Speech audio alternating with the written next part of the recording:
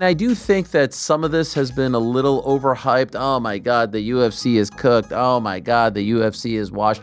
Oh my God, this is it. It's over. They've killed the soul. First of all, UFC 315 main event was way better than anyone expected it to be.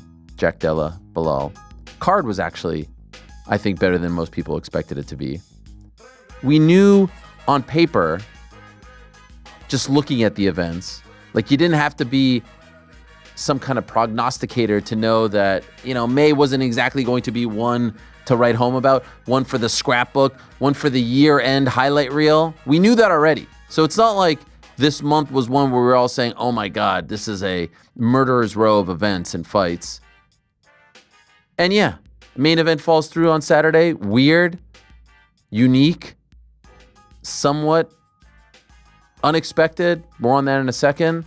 But these things have happened before, lest we forget Matt Mitrione and Stefan Struve back in the day, International Fight Week, I think it was 2015, lest we forget. Remember Sean Loeffler against Buddy Roberts? I think it was Buddy Roberts. Was it Buddy Roberts back in the day? It was definitely Sean Loeffler in the back, warming up in Omaha. Diego Sanchez with the cross. Jake Ellenberger in the cage. Loeffler warming up, turns his ankle. Weird things have happened at the 11th hour, right before a walkout. So let's not pretend that this is some sort of indication, some sort of sign that the sport, the organization, any of that is over the hill, jump the shark, washed, cooked, whatever you say these days. Wasn't great, but look at June. June's fantastic. June's amazing. This weekend, a pay-per-view that is very much flying under the radar. Those two title fights to me are great. Intriguing storylines, pretty good build. I saw they took my idea of Juliana Pena and Kayla Harrison doing the face-to-face. You're welcome for that one. Shout out to Kayla with the name drop. Did you guys see that? Name drop the Helwani Show on the official UFC programming. We're back, baby. Real ones, no. Yeah. Suga, anytime he fights, we haven't seen him in, 9 months? So having him on there against Merab. Now, what's the storyline of the week? Is he the greatest of all time? Golly, can we just talk about the fight? Can we save that for maybe after the fight? Can we save it for after his reign? Why do we have to do this every time? Greatest of all time, greatest of all time, greatest of all time, greatest of all time, greatest of all time. But those two fights are great, and there are other great fights.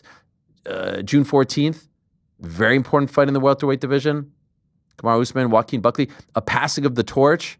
Haven't seen Usman in quite some time. Buckley's on a roll. Debut in Baku.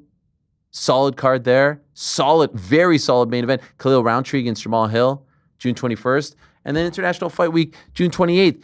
Not to mention Jake Paul versus Julio Cesar Chavez Jr. on the same day. Holly Holm debut. July's a great month too. So can we chill? Can we chill with all? I know it's easy to do this. And I know May wasn't great, but this is not an indication that the sport is washed. It's not an indication that the UFC is going down the tubes or any of that stuff. It was just a bad month on paper that, for the most part, led to a pretty bad month as far as results are concerned. But again, I'll go back to that main event, that pay-per-view main event, which is the most important fight of the month, ended up over-delivering, if you ask me. PT, do you subscribe to the wash stuff? I don't think it's washed, but it's just not as good. It's just not a great time. I think like we've done this before. I can remember when the fight night started to get diluted. Remember they used to put around that picture of Poirier and Alvarez, like headlining a fight night card or whatever it was, and all the big names that used to be on the fight night cards. Like it's happened before. I just think it's kind of compounded a lot of things because of these two massive fights not being made. Yeah, I think that's kind of kicked us in the dick a bit this year, and yeah, it's just this is a new business model, and we kind of have to get used to it. But as well as that, like I'll say, the loyalty the fan base had, this new fan base that came along of late or came along in the pandemic is crazy. Like I've never seen a fan base support a league or a company the way these guys support the UFC. Like I've been watching football my whole life. I don't even really hear people talking about the league. like Premier League, La Liga, you don't really hear about it unless it's like referee situation or something Meaning like it's that. all the clubs and not the league itself? Is that what you're saying? Like in terms of the teams? And like even when it does come up, like the fan base are very openly critical. Like they don't mind. Right. Like these are the least important people in terms of what I am enjoying. These are not the guys out there doing the sport. They're openly criticized by everyone pretty much. Same as the NFL. I feel like as I've been watching that, like the league gets a lot of shit. Is it Goodell, the guy? He gets a lot of shit. The owners get a lot of shit. You know, I've just never seen it in a sport where the worship of the league and the powers that be rather than the athletes. And I feel like that's where we are with the UFC. My only counterpoint to that is that I feel like the UFC is the team, though, because all your favorite fighters are on that team, right? Whereas across the other sports, all your favorite players are on that team. And then there's that larger infrastructure over that's the league. There is no thing, right? They're but even all club the owners, UFC teams like you don't Ariel's see the a Nottingham support for the Forest fan. teams themselves. Maybe no, like I'm the like the people ownership, at the tops of executive, the the executive, the managers, the coaches, Yeah, gotcha, all this kind gotcha. of stuff. Yeah. They get shit. Like, so that's why I think it's unique to this sport, honestly. Well, I think we'll be sitting here on a Monday next week, maybe after an all-time classic between Sean O'Malley and Marab, and an all-time classic between Kayla and Juliana, and then we'll look for, and then we'll be in Vegas for International Fight Weekend, and it's just the talking point du jour. I saw one interesting talking point on Twitter, and it was, is this the worst start to a UFC year other than 2020 in your mind? Jesus. Yeah, it might be. Man, there were some pretty bad ones. You guys would obviously know much better than me. But they're capable. What's of the pulling most it out. significant thing that's happened? So I guess Alex losing? January was unfortunate with the Armin injury. Yeah, but the Into It Dumb shined. 100%. Shout out to That's right. That's true. Legendary. February's pay-per-view was DDP Strickland. Nah, didn't love that one. March, Ankalaev Pereira was just a blow to the organization, right? That was significant, though. At least that was Yeah. the first moment that I was like, "Oh April shit!" was a good Big pay-per-view. Onk was born. People loved April. April was good. Miami. May was better than it was, like what people thought it was going to be, right? Yeah. The expectations were so low. Over-delivered. Yeah, I mean, it's not been great. I mean, I wish. And by the way, can someone clip this off the next time someone calls this overly negative? Can just this whole show? Just don't put my part in. Just Yeah, don't put my part.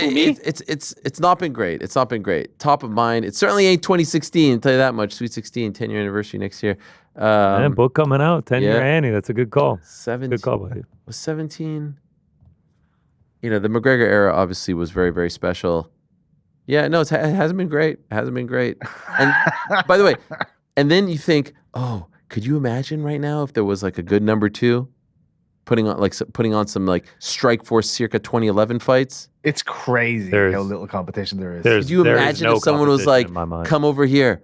There's fun happening here. You know what I mean? The schedule is responsible for both ends of that. The schedule, their aggressive schedule is responsible for one, us not enjoying things as we used to because there are too many events. There is no time to marinate on anything. There's no time to enjoy anything before having move on to the next thing. And there's no time to set up actual storylines and care about anything because you're coming off another event and all of a sudden it's like, oh shit, there's a pay-per-view this weekend. It just hit you after we just had another event. But it's also the thing that keeps the competition down because you cannot penetrate that. If the UFC never stops that train, that momentum's going to keep going and going and going. And there are no weekends for you to carve out. There's no time for you to grab a spot and say, hey, we're shining here while the UFC's off. The UFC's never off, and they've got those three letters that everybody's going to tune in for. So it's the best thing and it's the worst thing for the UFC because it crushes everybody else. There's no way to get on that track anymore, but it also leads to these events that just come and go and nothing significant is happening and we don't care and then we're on to the next thing. It's a gift and a curse. How many people are watching these Apex cards? Oh, a ton. Do you reckon? Oh, a ton. What is a ton? What is a ton? I mean, Let's just say every week at ESPN, there was a new record for how many people were watching a fight. No, I know, night. but I wonder. Well, That was a fucking platform that was launched with the UFC. It wasn't out yet. Like Yeah, it ESPN. was we'll launched know because this is on linear TV, so we'll get the ratings. It's certainly not growing the sport. Anyone who's watching these Apex are obviously watching the fight night, and they're also watching the pay-per-views as well. Yeah, It's And the not gambling. bringing in any new fans. There's no chance. talking to Sean Grandy last week, I was like, man, Bellator shows on Spike used to get 1 million plus. Yeah, the numbers were nuts back then. Crazy. If I polled like a wide majority of my casual friends, not only did they not watch, there's no chance they even knew it was happening. Yeah. No way. Yeah.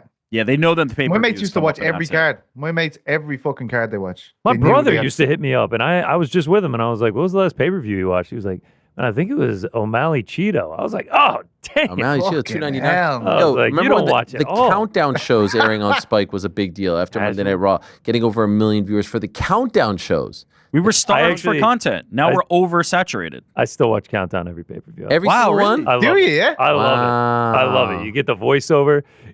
It's that. Wow. UFC 360.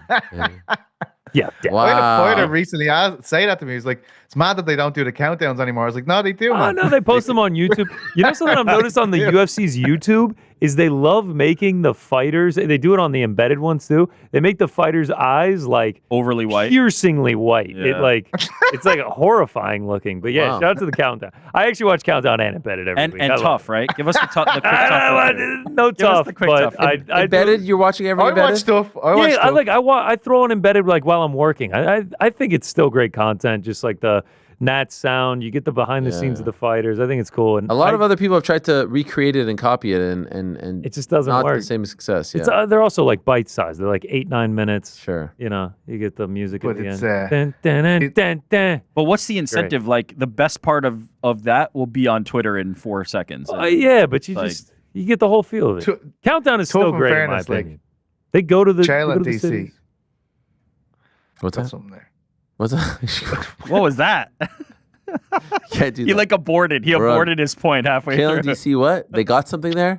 Yeah, you Yeah, know, they gotta they're be- good- they're good Stop. lads. Super chats. The Let's go to crack super was chats. literally tough as dead on Yeah, Friday. yeah. Shout out to the But crack. no, we did say Chael and DC only fucking good thing on it. Sure. It's very funny at the start. DC is like, this season is gonna be so special. Commences the exact same episode that we've seen for 33 seasons. More than that, because there were a couple of Fighter regional ones. evaluations. Pick the teams. Oh fuck it. Thanks for watching this video. Before you go, if you haven't already, hit that subscribe button for us. Also, give us a thumbs up, leave a nice comment. These things go a long way. And while you're here, do check out the rest of the channel. We've got live shows and full interviews, clips, and a whole lot more. We're doing big things here, and we appreciate your support very much.